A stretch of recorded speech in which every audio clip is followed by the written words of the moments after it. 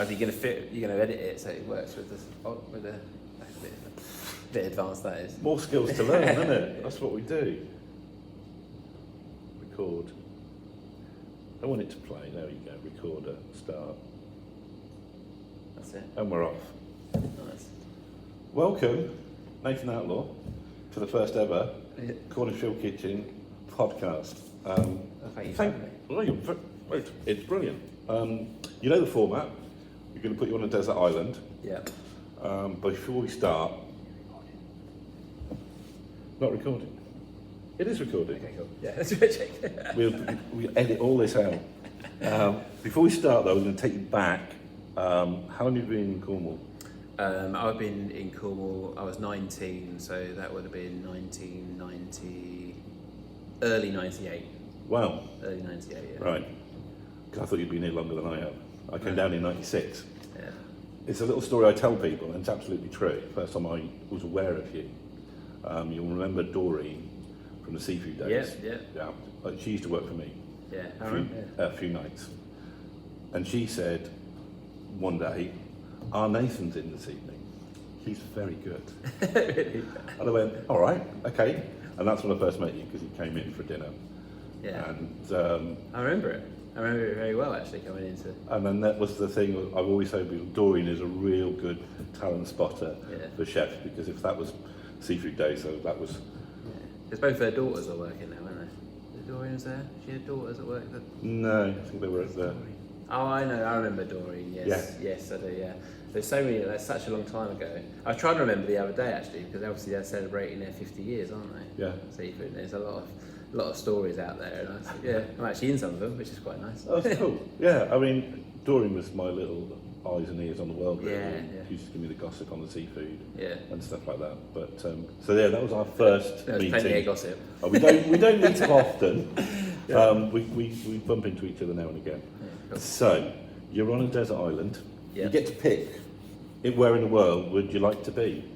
Marooned. I don't know. The other day I went to Brittany, and I thought Brittany was beautiful because it was very much like Cornwall, but with a much more appreciation for food and drink. Because the people in the Bretons are like really into it. Yeah. So I think that I can't say it. St Michael's Mount, but the French version.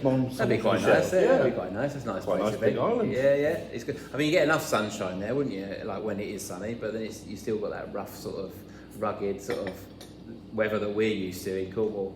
Excellent. The majority of the time. Yeah, that's nice. Good spot. Yeah. Right, we can tick these off as I will forget what we're doing. So we're off the coast of northern France. Yeah. You get to take one cookbook. Don't know if you're aware of cookbooks. Yeah, now. You're not allowed to take any of your own. How many have you got so far? I've written 6, and the 7th one's being written at the moment. So, which I've meant to have had to the publishers, but they're moaning at me about. You're on a deadline. Yeah, always behind. That's classic. I enjoy writing the book. So it's a nice way of like sort of recording what you've done. You know what I mean? So I always write it in the way that I want people to cook the dishes, you know what I mean, as well. So I think some chef books are, they're about the restaurant and they're beautiful, but you can't do anything from them and the people can't buy them. And purely from a money point of view, they don't sell, really. Right. Yeah, unless you're a super chef. But no, but the books are I've probably got about, I reckon, easily 2,000 cookery books. Wow. I reckon. Yeah, that's. So you only got to pick one. Yeah, no, that's very hard when you got that many. I would say probably. It's got to be up there. It's going to be a toss up, but there's 2. I'm going to allow you 2. Okay. Because I'm a nice guy. Okay. Well, because I'll be in St Michael's Mount, the French version. I would probably need a good seafood book, and not just saying it because I'm a big fan of Richard Stein's English Seafood Cookery. Yes. The original book, which not many people forget about that book. I've got a copy of that stashed away. Yeah, it's great. And, that little penguin book with no pictures, all illustrated. Yeah. It's got some fantastic recipes in it, and I think because it's written so well, and it would have been a time when a seafood restaurant would have been closed through the winter. They probably had time to take the time and write it, and I think that's a fabulous book. And the other one will probably be out there. Would be St John. would probably be again Fergus Henderson's first book. I think it's a fantastic book. So I cover both my bases. I make sure I've got a fish and a meat one really, so it'll work quite well. But they're probably my two most favourite books out of all the books I've got, which is quite difficult to narrow down when you've got. That's brilliant, mate. Brilliant answer. And actually, two restaurants I've actually been to. Yeah. And I never get out of Cornwall. I've eaten at St John's. No, it's great. I think what it is, I think both with Rick Stein's food and with like Fergus Henderson's food is that sort of like it's real food. There's a simplicity. Yeah, simplicity, but also a bit of experience behind the dishes. Yeah. And like there's always a story and a reason for it. Yeah. And I think that's what makes me almost, excited about almost food. sort of timeless classics. Even if they bring something new, it felt old. Yeah, no, definitely. The Eccles cakes and things like that. Right. Just brilliant. Yeah, I mean, it's just so many things in there you can make, and also so many things in there there's endless possibilities that you can do yourself, so you can do your own version of it. I think that's important as well. Is always to have a book that your own imagination can come into it, and you can sort of make it with an ingredient that you've got available to you. I think that's great, and both of them books have got that. spot on. Another tick. You get one knife to take with you. I wonder what knife you'd take with you. Yeah, well, there's only one, isn't there, so for me. It has to be a good filleting knife because I'm going to be sometimes when the tide's high, I'm going to be landlocked on this island, so there's going to be plenty of fish around. Yeah, I mean, for me, a filleted knife's an extension of what I do day in, day out, so I use it all the time. And then it's another thing that I'm sure you're the same. We've got a collection of so many knives that you pick up over your career. And you still always come back to your favourite one, So yeah, I think definitely my filleted knife is going to come with me, and I can do a lot of things with that as well. Yeah. I put a post the other week about Zoltan's knives. Yeah. The Sharpener brought out his knives. Some chefs, a lot of chefs will spend an awful lot of money on knives. Yeah. And I've never really been in a position to do that. Right. But I did win some Ioshen knives at a competition, and I opened my eyes. Oh my God, these are brilliant. Yeah. Oh my God. But I really like Zoltan's, but they are kind of very affordable. Yeah. They're not going to be high-end superstar chefs are going to be using these, but bang for your buck, I really enjoy using them. They've become my go-to chef's knife for 90% of my work. So I think if you've got a knife like you say, I always started out with Victorinox sort of knives, because they were always, when you first start your career, you're not very good with keeping them sharp, and if worst comes to worst, you can just afford to get another one. There's that sort of price. But if you've got a really expensive knife, sometimes it's they're a bit expensive. It's endless what you can spend nowadays on knives. I went back in the Margot's days. I used a pastry knife for like 90% because it was the sharpest knife I had. Yeah, the serrated one. And then it ended up not being serrated. Yeah. So you'd buy another one from the guy that used to come around and sharpen, and he'd sell you one for like 15 quid, and I'd go again. Yeah. And that became my world. I'd use it for loads of stuff. Yeah. So we've got your knife, your cookbook, where we're going to be. Yeah. We'll do animal first. There's something roaming that you can catch on Mont Saint Michel. Well, I think it's. And it doesn't have to be. You can put in an animal that might not actually live there. Yeah. I think we've got. I'm not gonna. I've got an ocean full of fish, so that's not going to be a problem. So they sort of come with the island, right? Yeah. That's all right. But I think because I love cake, I'm going to need eggs. So I'm going to have to be chickens, I think. Obviously. So the chicken is probably, if I am with my wife, they love chicken. Like the kids, they love chicken. So I think they'll be fed up with fish every day. Yeah. So if you've got a chicken gives you a lot of different things, doesn't it? See, I did a little test run of this thing with Bruce, and he came up with a cow because of dairy and milk, and I was like, I wrote these questions. I didn't even think of that. I didn't think about getting a secondary thing. I was just purely thinking meat. Meat. I'd like some deer wandering around. That was my answer. But you guys are smarter. You go, I can get two things. I'm getting eggs. I'm getting chicken. He's getting. Well, I was more importantly the cake. Yeah, I'm going to make a cake. Cake. Excellent. Well, this is probably going to be this is going to be interesting. In the waters around the island, what's something that you're going to be able to catch that you want plenty of out there? An abundance of seafood, Well, yeah, that part of the world would be very... No, it doesn't have to be. You can go... Well, I know it's going to be kind of European anyway, so... I think with... probably my favourite... I'm not saying this is what I know, but I think my favourite fish is... I do enjoy mackerel. I think mackerels are really, this is one of those fish that you can do lots with. Yeah. You can raw, you can eat it cured, you can smoke it, you can barbecue it whole. So it's quite... I do enjoy mackerel as one of my favourites, but I also love crab as well, and I think over lobster as well. I mean, lobster's probably more chance of there being lobster there because of the rocky sort of thing, and then crabs are a little bit under pressure at the moment. But I think, crab and...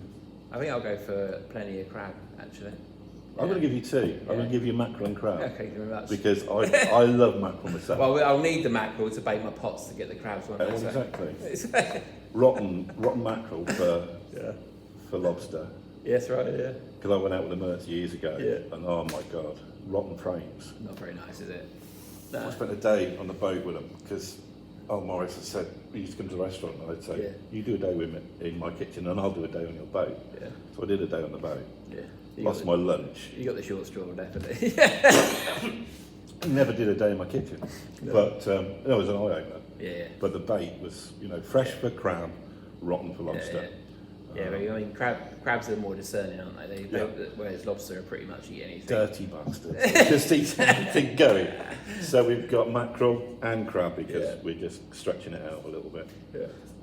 You've got a chicken too. And your chicken. Yeah. You're well-stocked larder. Something vegetable-wise, a crop or a plant or a fruit tree or something that's also growing on the island. I was going to let chefs have a lemon tree because that covers a lot of things. Yeah. I think they're probably... Yeah, I mean, I can't wait. It's difficult, isn't it? Because you've got to think of survival, haven't you? Yeah. Yeah. Or you're not going to survive, or do you just don't worry about surviving very long, but just go down in a blaze of glory? And smiling. a lot of stuff. I think apple trees, I reckon, will be there, right? Yeah. Yeah, you'd expect them to be. I think apple trees are good, but then you can make cider.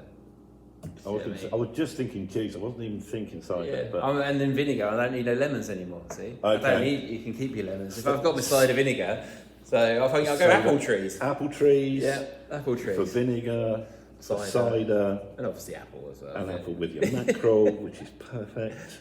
We're going to let you have a dry good. Yeah. Salt you're going to get from the sea because you're going to make your own salt. There's loads of salt there. There's a salt ocean full of it. So a particular spice or a dry good or anything really from the larder that survives your shipwreck. Well, if I'm going to tea bags. Yeah, tea bags. Actually, genuinely, if I was going to go, it'd be tea before coffee, definitely. Yeah, I think it's not a bad shout. I think tea would be good. If it was a spice, I think vanilla would be quite nice, wouldn't it, for my cake? Not as much with my chicken, but it's a bit odd. But. Vanilla would be good. Vanilla, yeah. I could always harvest the vanilla as well. I can actually, you can cultivate vanilla, can't you? So yeah, I'm proper survival mode. Yeah, I'm really thinking of that. I like it. Well, years ago I did a warm vanilla tomato dressing for a fish, and that worked.